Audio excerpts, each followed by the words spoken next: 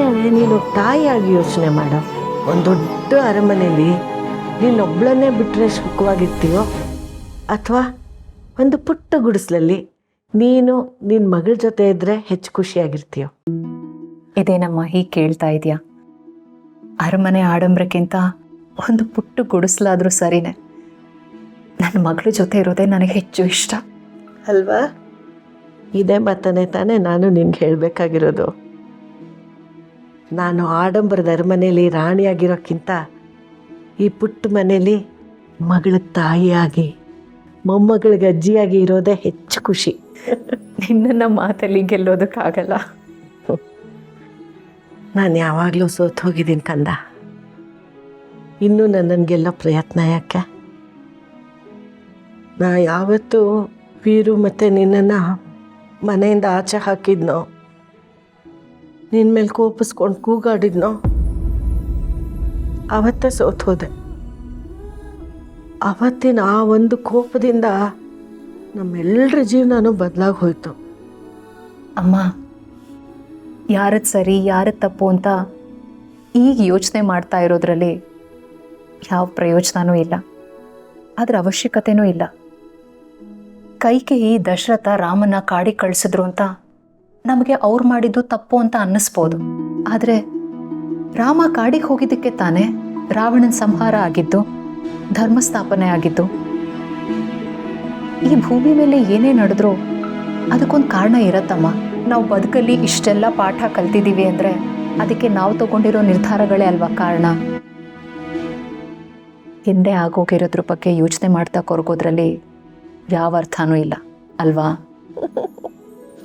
ಈಗ ನಿನ್ನನ್ನು ಯಾರೂ ಮಾತಲ್ಲಿ ಗೆಲ್ಲಕ್ಕಾಗಲ್ಲ. ಹೇಗೆ ಸೋಲ್ಸೋಕ್ಕಾಗತ್ತೆ ಹೇಳು? ಎಷ್ಟೇ ಆದರೂ ನಾನು ಸಾಲಿಗ್ರಾಮದ ಲಲಿತಾದೇವಿ ಮಗಳು. ನನ್ನನ್ನು ಗೆಲ್ಲೋದು ಅಷ್ಟು ಸುಲಭ ಅಲ್ಲ. ಅಯ್ಯೋ ಅಯ್ಯೋ ಅಯ್ಯೋ ಅಯ್ಯೋ ಅಯ್ಯೋ, ಇವರಿಂದ ನನ್ನ ಮನೆ ಸಂತೋಷ ನೆಮ್ಮದಿ ಎಲ್ಲ ಹಾಳಾಗೋಯ್ತು. ಏನಾಯ್ತು ಅಮ್ಮ? ನೀನಿರು, ನಾನು ನೋಡ್ಕೊಂಡು ಬರ್ತೀನಿ. ಏನಾದರೂ ತೊಂದರೆನಾ? ಇಲ್ಲ ಇಲ್ಲ, ಹಾಗೆಲ್ಲ ಏನೂ ಇರಲ್ಲ. ನಾನು ನೋಡ್ತೀನಿ ಏನು ಅಂತ. ನೀನಿರು.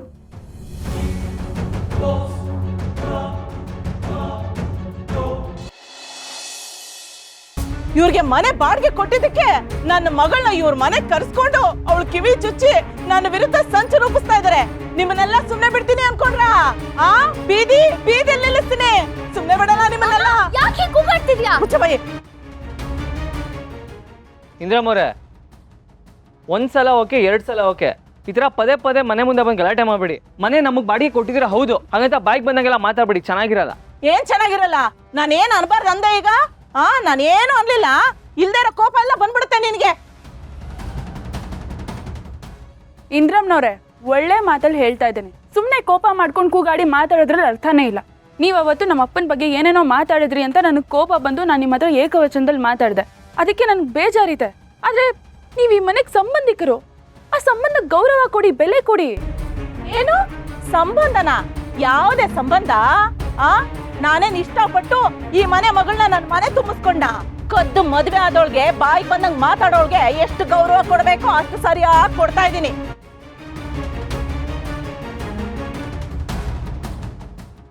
ನಿಮ್ಮಂಥವ್ರಿಗೆ ಮನೆ ಬಾಡಿಗೆ ಕೊಟ್ಟು ನನ್ನ ಮರ್ಯಾದೆ ಬೀದಿಗೆ ಬರೋ ತರ ಆಯ್ತು. ಕರ್ಮ.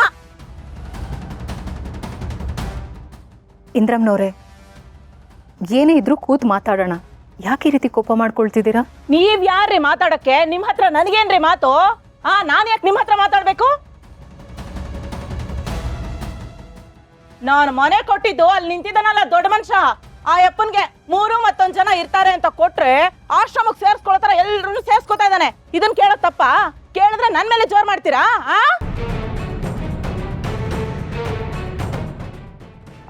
ಅದೇ ಮತ್ತೆ ಈ ಇಂದ್ರಮ್ಮ ಅಂದ್ರೆ ಏನ್ ಅನ್ಕೊಂಡಿದ್ದೀರಾ ನೀವು? ಕಿವಿಗಿಟ್ಕೋ ಫ್ಲವರ್ ಅನ್ಕೊಂಡಿದ್ದೀರಾ? ಇದು ಫ್ಲವರ್ ಅಲ್ಲ, ಫೈರ್. ಆದ್ರೂ ಇಂದ್ರಮ್ಮ, ಈ ಮನೇಲಿದವರೆಲ್ಲ ದೇವತಾ ಮನುಷ್ಯರ ತರ. ಈ ಮನೆಗೆ ಬಂದವರು ಕೂಡ ದೇವತಾ ಮನುಷ್ಯರ ತರನೇ. ಅಂಥವ್ರ ಬಗ್ಗೆ ನೀನು ಈ ತರ ಮಾತಾಡೋದು ತಪ್ಪು. ಕಣ್ಕೊಂಡವ್ರನ್ನೆಲ್ಲ ಮನೆ ತುಂಬಿಸ್ಕೊತಾ ಇದ್ರೆ ಕೇಳೋದ್ ತಪ್ಪ? ಕಣ್ಕೊಂಡವ್ರ? ಹೌದು. ಯಾರು ಯಾರು ಯಾರು? ಇನ್ಯಾರೇ? ಇವಳು, ಈ ಅಮ್ಮ. ಇಂದ್ರಮ್ಮ ಸಾಕ್ ಸುಮ್ನಿದೆ. ಕೂಗಾಡ್ಬಿಟ್ರೆ ಹೆದರ್ಕೊಂಡ್ಬಿಡ್ತೀನ? ಶ್ರೀವಲ್ಲಿ, ನೀನ್ ಯಾಕೆ ಬಂದೆ ಇಲ್ಲಿಗೆ? ನಿನ್ ಜೀವನ ಹಾಳು ಮಾಡ್ದವ್ರೆ ಇವ್ರ ಜೊತೆ ಕೂತ್ಕೊಂಡು ಹಡ್ಡೆ ಹೊಡಿತಿದ್ಯಲ್ಲ. ನಡಿ ಮೊದಲು ನಡಿ. ಅಮ್ಮ ಯಾಕಮ್ಮ ಹಳೆದನ್ನೆಲ್ಲ ಕೆತ್ಕಿ ಮಾತಾಡ್ತಿದ್ಯಾ? ನಾನು ಹಾಗೆ ಮಾತಾಡೋದು. ಇವ್ರನ್ನ ಯಾರನ್ನೂ ಸುಮ್ನೆ ಬಿಡಲ್ಲ. ಇವ್ರನ್ನೆಲ್ಲ ಈ ಮನೆ ಖಾಲಿ ಮಾಡ್ಸೋರ್ಗು ನನಗೆ ಹಿಡಿದಿರೋ ಹುಚ್ಚ ಹೋಗಲ್ಲ. ನಾನ್ ಬಿಡಲ್ಲ ನಿಮ್ಮನ್ನೆಲ್ಲ. ನಡಿ ಮನೆಗೆ ಹೋಗೋಣ. ನಡಿ ನಡಿ, ನಾನು ಬರ್ತೀನಿ. ನೀನ್ ಬಾ ಮೊದ್ಲು. ಶ್ರಾವಣಿ, ದಯವಿಟ್ಟು ಅಮ್ಮ ಮಾತಾಡಿದ್ರಿಂದ ನಿಂಗೆ ಬೇಜಾರಾಗಿದ್ರೆ ಬೇಜಾರ್ ಮಾಡ್ಕೋಬೇಡ. ಬಾರೆ ಆಂಟಿ, ನಾನು ನಿಮ್ಮ ಹತ್ರ ನೆಕ್ಸ್ಟ್ ಟೈಮ್ ಮಾತಾಡ್ತೀನಿ. ಏನ್ ಮಾತಾಡೋದು? ಬಾರೆ. ಮಾತಾಡ್ತಾಳೆ. ಬಿಡಲ್ಲ ನಿಮ್ಮನ್ನ ಯಾರನ್ನೂ ಸುಮ್ನೆ ಬಿಡಲ್ಲ.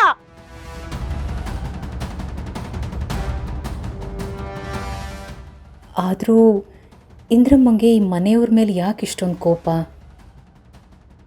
ಮೋರೆ, ಇಂದ್ರಮ್ಮವ್ರು ಈ ರೀತಿ ಮಾತಾಡೋದು ವಸ್ತೇನಲ್ಲ. ಅವ್ರ ಮಾತುಗೆಲ್ಲ ನೀವು ತಲೆ ಕೆಡಿಸ್ಕೊಬೇಡಿ. ಒಳಗೆ ಬನ್ನಿ ಅಮ್ಮ, ಬನ್ನಿ. ಬನ್ನಿ ಮೊರೆ, ಬನ್ನಿ.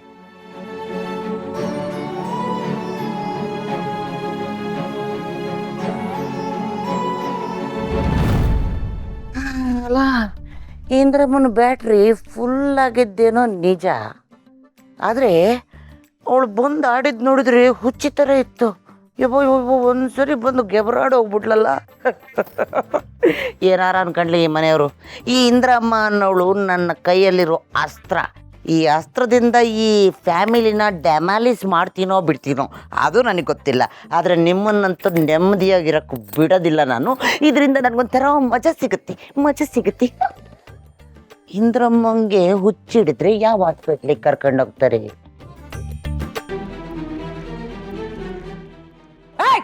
ಈ ಮನೆಯಿಂದ ಹೊರಗಡೆ ಹೋಗ್ಬೇಕಾಗಿರೋದು ನಾನಲ್ಲ, ನೀನು, ನಿನ್ನ ಅಳಿಯ.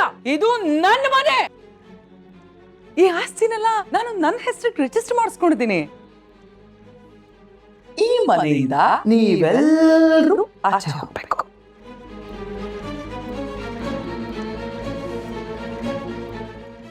ಏನೇ ನೀನು ಈ ಮನೆಗೆ ಮಹಾರಾಣಿ ಅನ್ಕೊಂಡಿದ್ಯಾ? ನೀನು ಈ ಮನೆಗೆ ಬಂದಾಗ ಕೆಲ್ಸದವಳೆ, ಈಗಲೂ ಕೆಲಸದವಳೆ. ಮಾಡೋ ಕೆಲಸ ಇದೆ ತಾನೆ? ಎದ್ ಕೆಲಸ ಮಾಡು, ಎದ್ದೇಳು.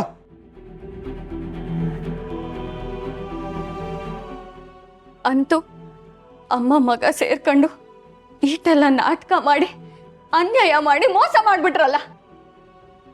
ಅನ್ನ ಹಾಕಿದ ಮನೆಗೆ ಕನ್ನ ಹಾಕೋರು ಅನ್ನೋ ಮಾತೇ ಇದೆ. ಆದ್ರೆ ನೀವು ಅನ್ನ ಹಾಕಿದ ಮನೆನೇ ನುಂಗಿ ನೀರು ಕುಡ್ದವ್ರು. ಈ ದೊಡ್ಡ ಮನೇಲಿ ಈಗ ಯಾರೂ ಇಲ್ಲ, ನಾವೇ 3 ಜನ. ಸಂಬಂಧಿಕರು ಅನ್ನೋದನ್ನು ನೋಡ್ದೆ ಎಲ್ರಿಗೂ ಮೋಸ ಮಾಡಿ ಈಟೆಲ್ಲ ಆಸ್ತಿ ಮಾಡಿದ್ರಲ್ಲ. ಈಗ ಅದನ್ನೆಲ್ಲ ಇಟ್ಕೊಂಡು ಏನ್ ಮಾಡ್ತೀರಾ? ಅನ್ಯಾಯ ದುಡ್ಡು ವಿಷ ಇದ್ದಂಗೆ. ಅದು ನಿಮ್ನ ಕೊಲ್ಲೋವರೆಗೂ ಸುಮ್ಮನೆ ಬಿಡಕ್ಕಿಲ್ಲ. ಏಯ್